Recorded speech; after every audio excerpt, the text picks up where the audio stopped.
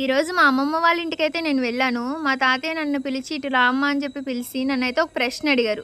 ఆ ప్రశ్న మిమ్మల్ని కూడా అడగాలనుకుంటున్నా. ఏం లేదండి, నన్ను పిలిచి మా తాతయ్య మనం ఎవరమ్మా అని అడిగారు.